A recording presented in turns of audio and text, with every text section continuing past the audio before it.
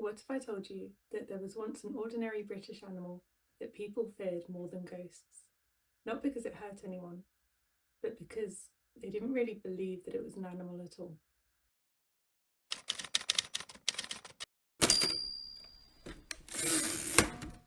Hi guys, welcome back to Curious Bunny. I'm Josie, and in this series we're exploring the strange and forgotten stories of British folklore and bringing them back to life with art.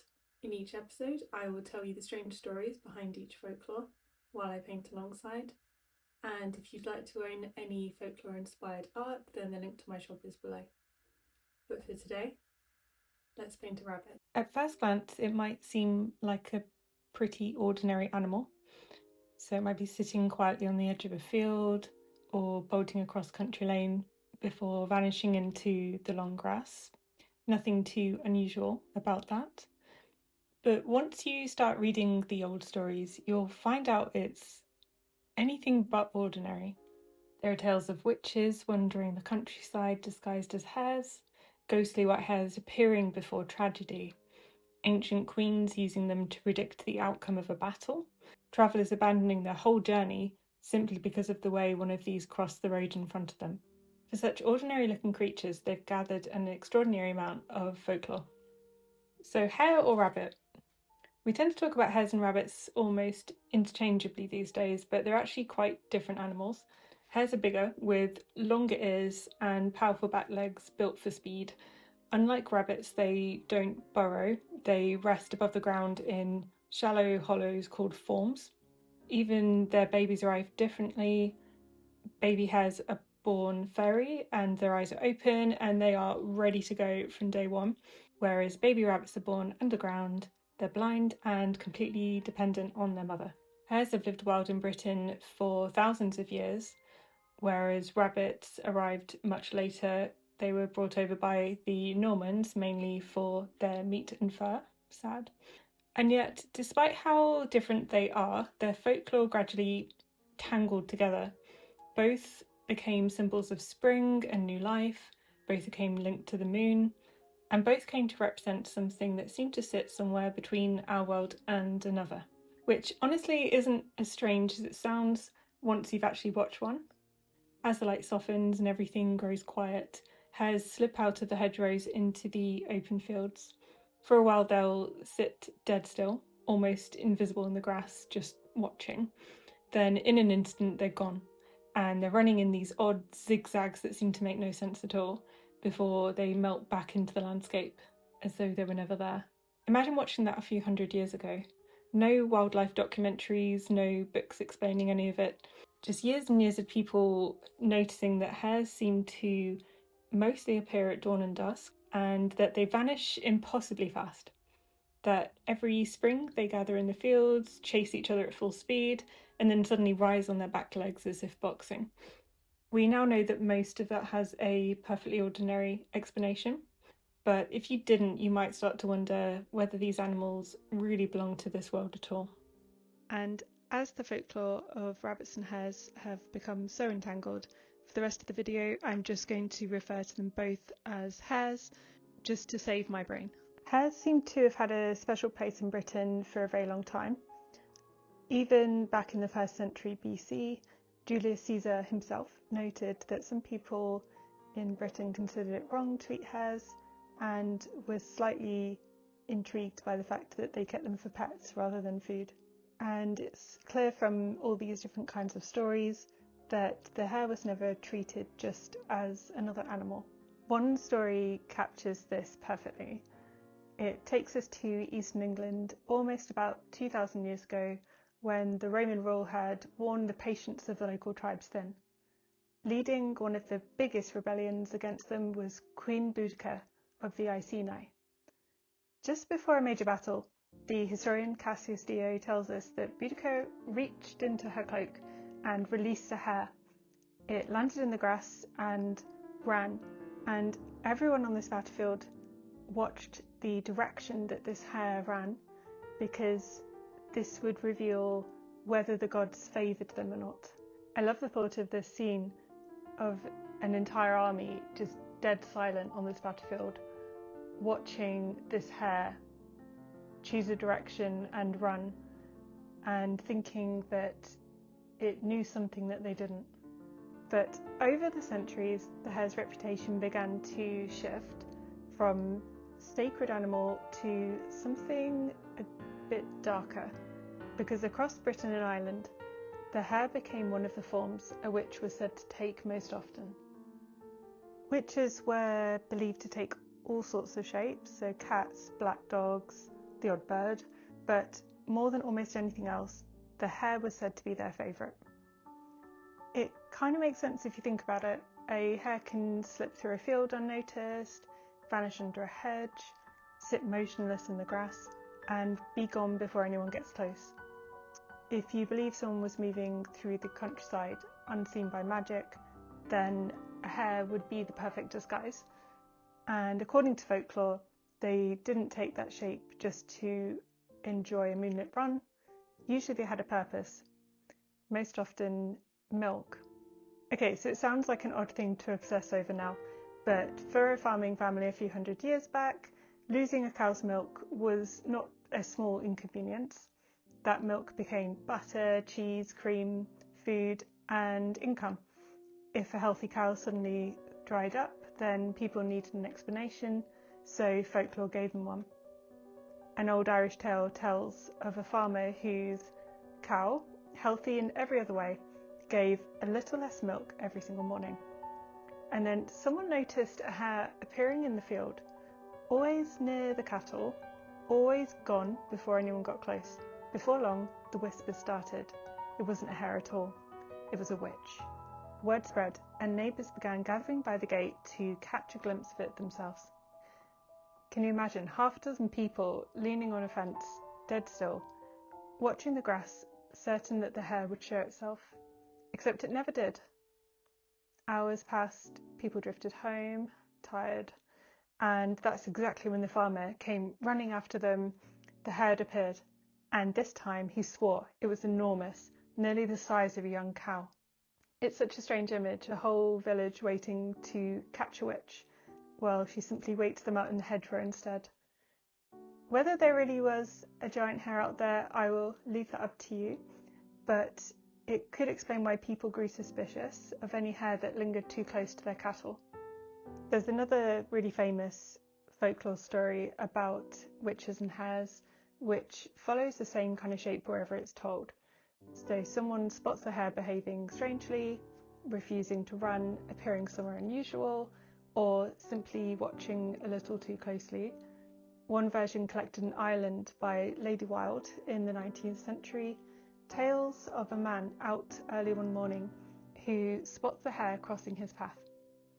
Thinking nothing of it, he raised his gun and fired, and hit the hare, which was wounded, and it bolted rather than fell. So the man follows the blood trail across the fields, not expecting anything strange, just not wanting to lose the animal. And the trail leads him straight to the door of a cottage. Inside there was no hare, just an old woman named Nancy Maloney, sitting by the fire, said locally to be one of the most powerful witches in the country. As he steps in, he sees her clutching her side and groaning, in exactly the spot where the hare had been shot moments before.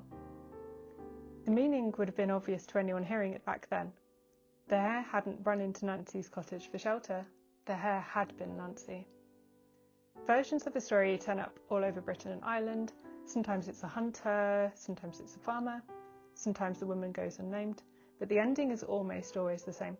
That the hare is wounded, it vanishes, and soon after, someone in the village turns up with the exact same wound. Whether anyone truly believed they'd caught a witch mid-transformation, or the story simply grew with every retelling, we'll never know. But they tell us something interesting. People weren't only afraid of witches, they were afraid that something as ordinary as a hare might not be ordinary at all. Not every hare was thought to be a living witch though. Sometimes people believed it had already died. Old stories describe ghostly white hares appearing on lonely roads, amongst ruined castles, along windswept cliffs. And unlike the witches' hares, these ones rarely seemed interested in mischief. They seemed instead to be carrying something like a warning, a memory, or perhaps it was a soul that hadn't quite found its way home. One of my favourite stories comes from the Cumbrian coast on the old road between Bardsey and Ramside. Imagine you're walking on a cold autumn evening and the tide is somewhere out beyond the fields, there's salt on the wind, nobody else in sight, and it's just the sound of your own footsteps. Local folklore says that this stretch was haunted by the white dobby. Dobby is an old word in parts of Britain for a spirit. It's sometimes friendly, it's sometimes not. This one was not. He was said to appear as a thin, sorrowful traveller with wild, feverish eyes. But what was really unsettling is what walked beside him. A scruffy white hare with eyes that glowed red in the dark. If you were walking with your dog, the dog would not go near it, and if it saw the hare, it would just bolt. One story tells of a woman who climbs up to the top of the church belfry to ring the bell after the death of someone in the village. As the bell tolled out over the fields, she notices movement in the bell tower next to her. She looks round, and it's the white dobby himself. He leans in close to her and asks, "Who for this time?" And there's the hare, peering out of his pocket at her, as though it already knew the answer.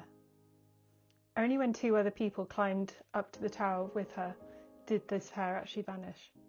Another phantom hare was said to haunt the ruins of Bolingbroke Castle in Lincolnshire, a story locals apparently told long before ghost hunting shows existed. The 17th century writer Gervase Holes even wrote it down as something widely believed nearby.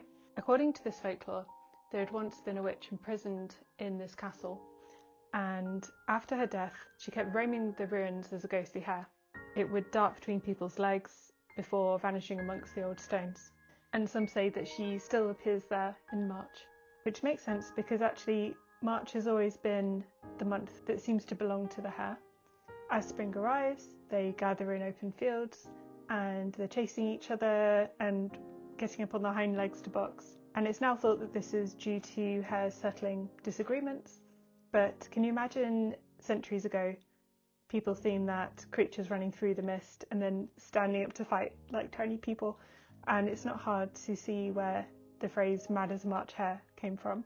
There's so many interesting stories along this theme, and the hare seems to play a slightly different role in all these different stories. Sometimes it's frightening, sometimes it's mischievous, sometimes it's actually really sad, but it becomes whatever feeling the story needs to carry.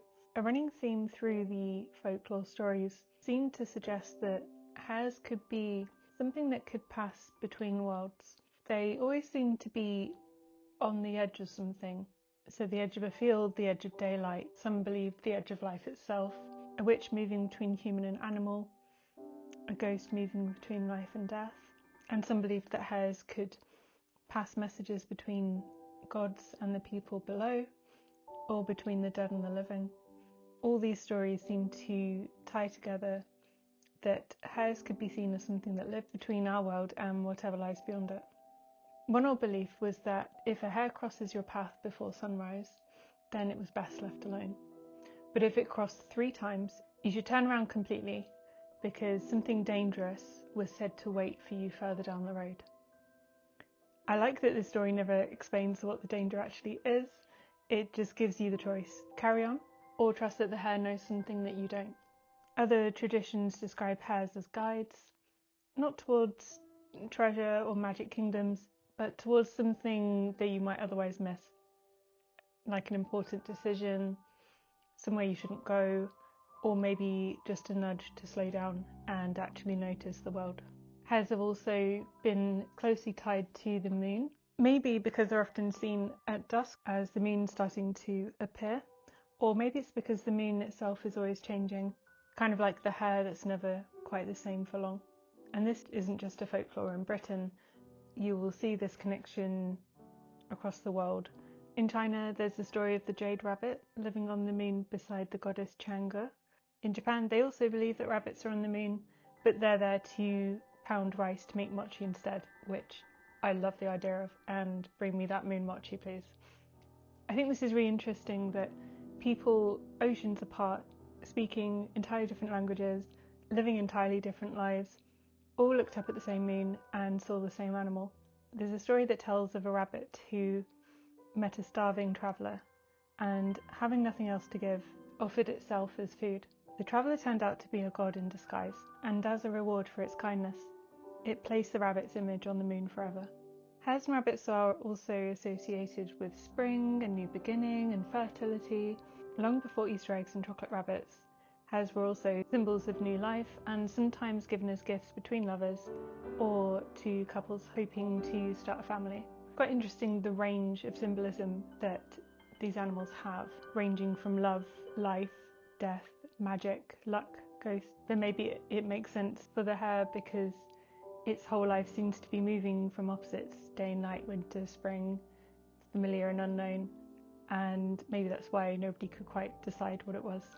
A few little traditions have survived. Maybe you've heard someone say white rabbit on the first morning of a new month, or rabbit, rabbit, rabbit before speaking to anyone else.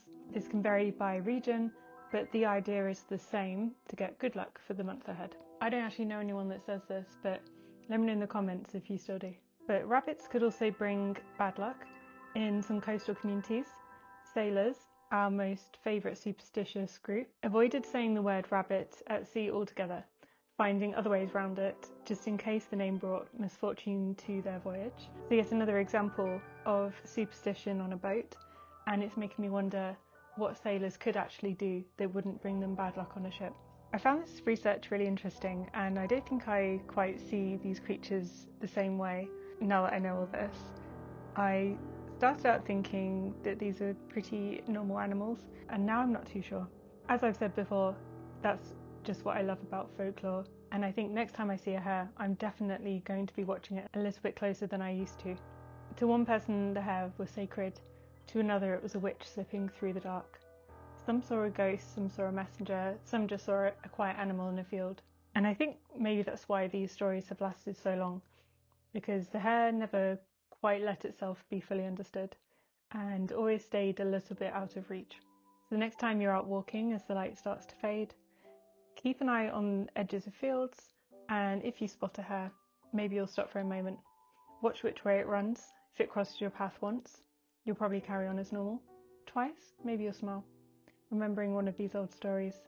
But 3 times, well, according to folklore, you might want to think carefully about what lies further down the road. Thank you so much for watching.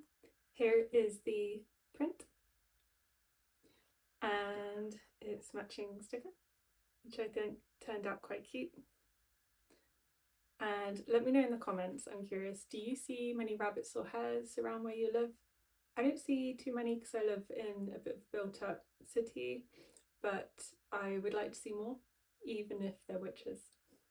Thank you for spending so much time with me. If you'd like to keep up with this series, then please don't forget to like and subscribe. Next time, we'll be looking into one of Britain's oldest and most mysterious folklore tales, the Will-o'-Wisp. So please tune in next time and I'll see you there. And secret Howl update. While I'm editing this, Howl has given up waiting for me to go to bed and is making his bed perfect and cosy. Wouldn't you just love a donut bed? Look how comfy that looks.